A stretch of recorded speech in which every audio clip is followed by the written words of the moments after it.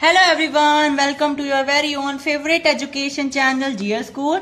आज हम क्या पढ़ने वाले हैं? तो आज हम क्लास 10th हिंदी के काव्य खंड से एक कविता को पढ़ने वाले हैं। इसका नाम है अट नहीं रही है। यस, ये बिल्कुल यूनिक नाम है इसका, तो इसको हम बिल्कुल यूनिक अंदाज में पढ़ेंगे। और इसके राइटर कौन है? सूर्यकांत त्रिपाठी जी, और जिनकी उपाधि या जिनका उपाधि वाला जो नाम है वो क्या है? निराला जी भी है। चलिए शुरू कर देते हैं। तो ये जो पोइट्री है या ये जो कविता है, ये हमें एक दृश्य को बता रही है, एक नज़ारे को डिस्क्राइब कर रही है। और वो नज़ारा कौन सा है? वो नज़ारा है फागुन का।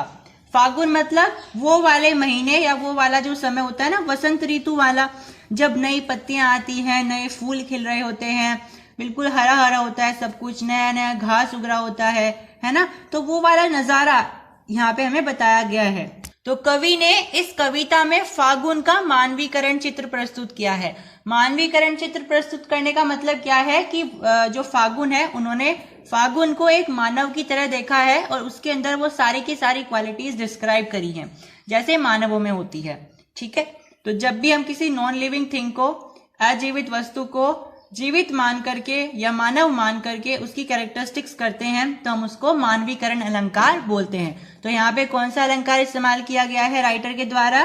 मानवीकरण अलंकार इस्तेमाल किया गया है। तो कवि क्या कह रहे हैं? कवि कह रहे हैं कि इस ऋतु में पुराने पत्ते जो होते हैं वो सारे झड़ जाते हैं और बिल्कुल नए नवीन जो पत्ते होते हैं ना, वो उगाते हैं। तो बिल्कुल विद्युत छवि दिखाई देती है हमें इस मौसम में या इस महीने में। बेसिकली फरवरी और मार्च के बीच का ये जो टाइम होता है, इसी को हम फागुन बोलते हैं और वसंत ऋतु बोलते हैं। फिर कवि कह रहे हैं कि इस समय में बिल्कुल नए नए रंग बिरंगे लाल पीले अलग अलग रंगों के फूल खिल रहे होते हैं और उनकी खुशबू से पूरा का पूरा जो जंगल है, पूरा का पूरा जो आंगन होता है या गार्डन होता है, वो पूरा का पूरा महक उठता है।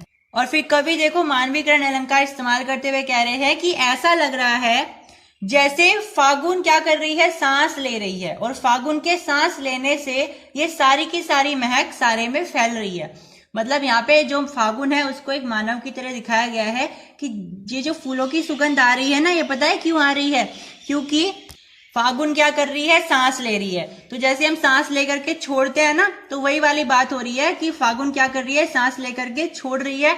तो वो उसकी सांस की जो महक है ना, वो सारी की सारी इन फूलों में आ रही है। मतलब ये जो फूल की सुगंध है ना, ये कुछ और नहीं बल्कि फागुन के सांस हैं। ऐसा लग रहा है जैसे फागुन सांस ले रही हो।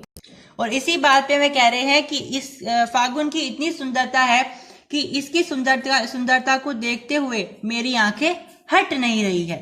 तो यहाँ से हमारी जो पोएम का नाम है अट नहीं रही है, उसी का यहाँ पे एक राइमिंग है।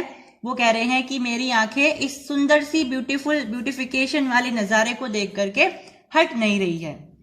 फिर कवि कहते हैं कि इस मौसम में ना, बागों में, जंगलों में, बाग बगीचों में, उपवनों में हर जगह नए नए पत्ते आते हैं पेड़ पौधों पर, और पेड़ पौधे ना लद जाते हैं एक तरीके से पत्तों से, और लाल रंग के फूल अलग अलग रंग बिरंगे फूलों से ढक जाते हैं। और रंग बिरंगे फूल जब लदे हुए पत्तों से भरे हुए पेड़ों के ऊपर लगे हुए ना, तो ऐसा लग रहा है जैसे फागुन देवी ने फूलों की माला बना करके पहनी हुई हो। ठीक है, तो यहाँ पे फिर से इन्होंने मानवीकरण अलंकार इस्तेमाल किया है।